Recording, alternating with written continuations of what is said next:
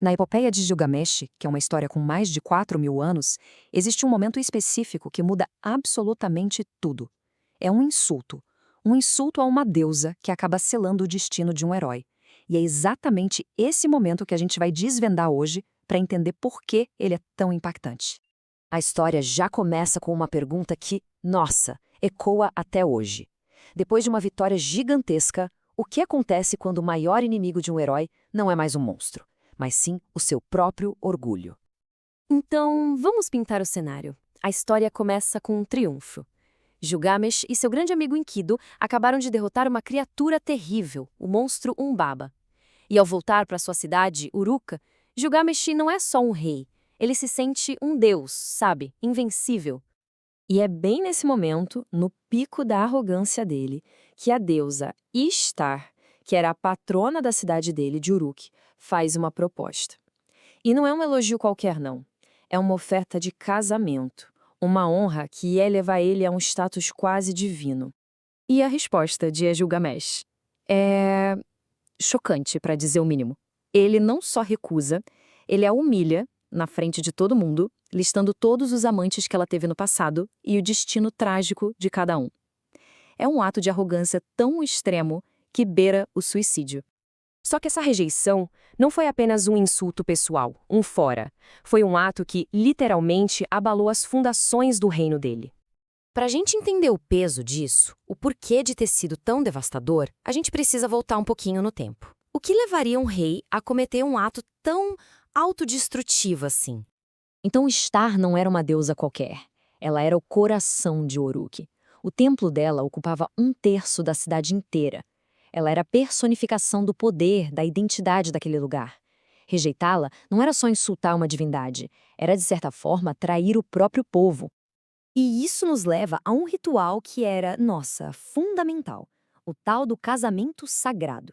Era esperado que o rei se casasse simbolicamente com a deusa para garantir que tudo desse certo, para trazer prosperidade e segurança para todo mundo.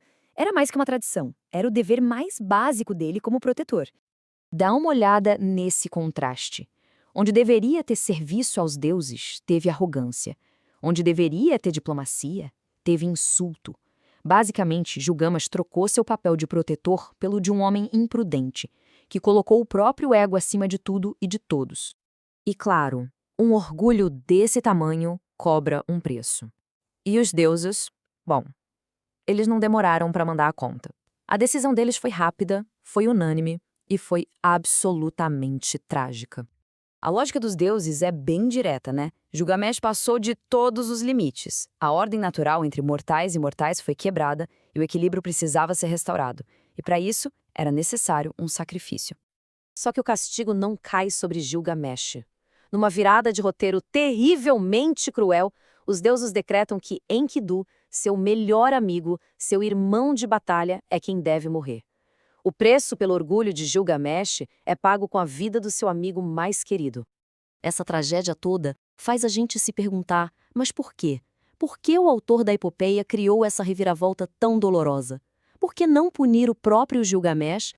Pensa bem, a morte do Humbaba já era motivo mais do que suficiente para a ira dos deuses. O insulto a Ishtar também. O fato do autor ter incluído os dois atos nos diz que tem algo muito mais profundo acontecendo aqui. E aqui está o pulo do gato.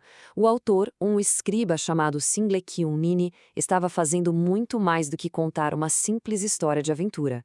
Ele estava criando uma obra para explorar toda a complexidade da experiência humana: o triunfo, o orgulho desmedido, a amizade, a perda devastadora e, claro, a certeza da morte.